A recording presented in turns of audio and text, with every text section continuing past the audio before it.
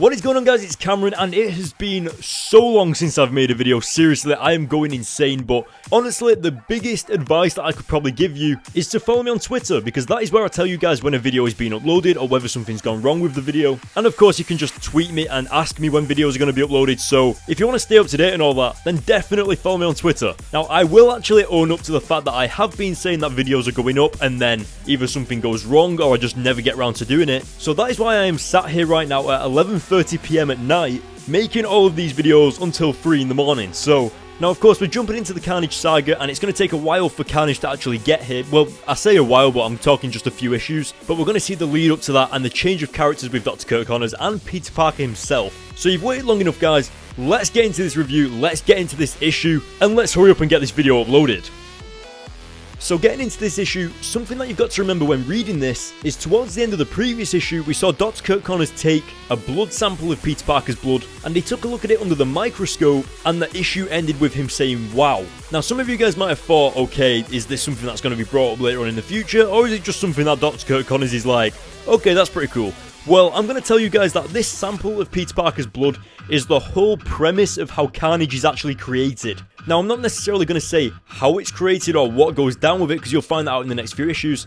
But right off the bat, guys, something that I do want to throw out there is to say, this is kind of where the Ultimate Spider-Man series became a little bland. You know, like when you can just tell like the writers are running out of ideas, almost like the Arrow TV series. At first it was really good, and then recently things have just started happening where you're kind of thinking, are they just doing this because they're running out of ideas now? No offense to Arrow, by the way, I absolutely love that show, but you get what I mean. Anyway, going back over to what's happening in the comic, we did just discover that this black guy is called Ben Reilly. Now guys, do not freak out. It's pretty much just an Easter egg to have him called Ben Reilly. Like, he's not actually like the Ben Reilly who's going to become Spider-Man or anything like that, because he doesn't actually exist in the Ultimate Spider-Man universe. The Ben Reilly of the Ultimate Universe is pretty much Jessica Drew who becomes Spider-Woman, so yeah.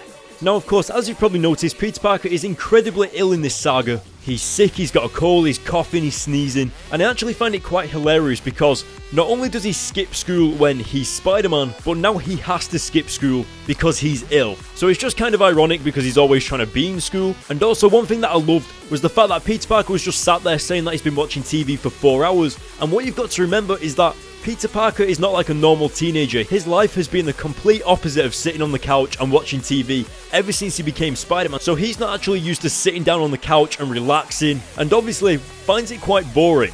So as I was saying in the beginning of the issue, I was talking about how the blood that Dr. Kirk Connors is taken from Peter is like the whole premise of how Carnage comes to be. Now, something that makes me connect with Dr. Kirk Connors on a human level, and that's quite a strange way to describe it, but it's just how responsible he feels for like Peter, you know, like in terms of asking him for his permission, not kind of taking it without asking him and just doing random experiments on him, but he actually asks for Peter Parker's permission to run these experiments on the blood sample. And in a way, I kind of feel like I like Dr. Kirk Connors all that more now because of this. So anything that happens, it's not only Dr. Kirk Connors' responsibility, but it's also Peter Parker's responsibility as well now for telling Dr. Kirk Connors that he could run these experiments in the first place. So of course, we're going to see that play out and see how all that craziness comes around with Carnage. But what I was really surprised about was that we've got a time jump of 2 months. But the fact that we also had a time jump at the end of the Hollywood saga, so I kind of feel like we're skipping like months of Peter Parker's life, which we're missing out on, but I don't know, what do you guys think about that? And of course, as you can see, we've got the Punisher on screen, and guys, have you seen Daredevil Season 2? I cannot continue this review without bringing it up. It was awesome. I watched the entire thing in one day, and Punisher definitely needs his own series like Daredevil because it was just too good. Like, I can imagine Punisher having like his own series in terms of what happened when he was like in the army or whatever, you know, before he became the Punisher, and also seeing his family getting shot and from his perspective, etc. I think that would be awesome. But yeah, guys, what did you think of Daredevil Season 2? Let me know in the comments below because I so want to talk about it with you guys. It was awesome. One thing I'd also like to point out is that Spider-Man actually webs the guns to Punisher's hand, and I'm not sure whether that's a little bit of a reference / Easter egg to that scene in Daredevil Season 2 and in the comics where Daredevil has the gun taped to his hand. Like, it kind of looks a little bit reminiscent of that, but obviously it's on the Punisher's hand in this comic, so I'm like, huh? Maybe, I don't know, I just thought I'd point it out, but either way, that was pretty cool.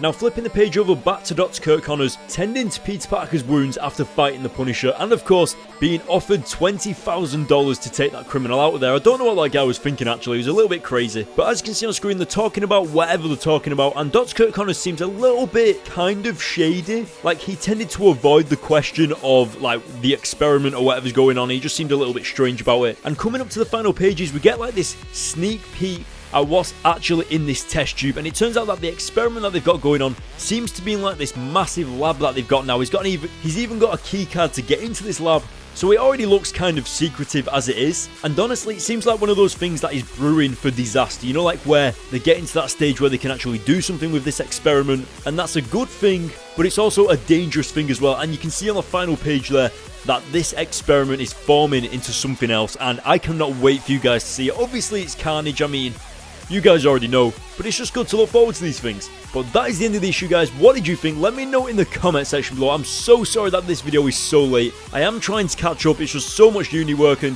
you know, like how life is kind of getting in the way right now, but hopefully I can get back on track. I'll try and catch up on all the other videos that I've missed, you know, with the Amazing Spider-Man comics, Spider-Man 2099, all new, all different Avengers, Uncanny Avengers. God, there's so much. I could actually cry in a corner right now.